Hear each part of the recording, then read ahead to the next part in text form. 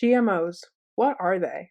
GMO is an acronym for genetically modified organisms, most commonly recognized as being the food we buy in grocery stores. GMOs are organisms that have been genetically engineered using DNA that has been patched together from the DNA of multiple organisms. In other words, genetically modified crops allow for segments of the produce's DNA to be added, deleted, or changed in any way that may benefit the overall look and quality of the food. Because the genetic modification of foods is still a fairly new practice, and it is rapidly changing as the demand for it grows, there is still much scientists do not know about the risk factors involving the environment and the health of people consuming them.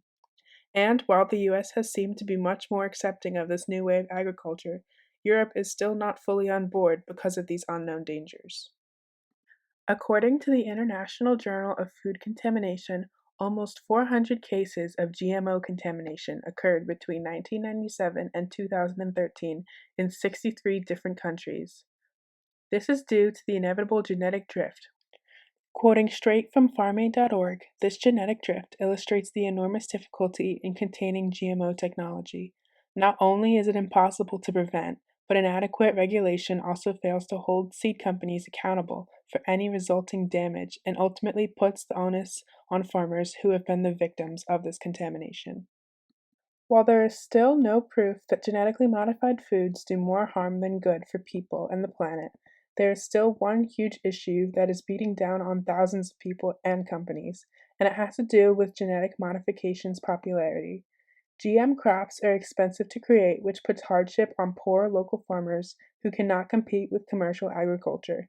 Local farming businesses have lost a great deal of profits due to GMOs, and many places have been run out of business because of this. According to foodandwaterwatch.org, the GMO industry has serious ramifications for organic and non-GMO farmers that face economic harm due to the lost markets or decreased crop values.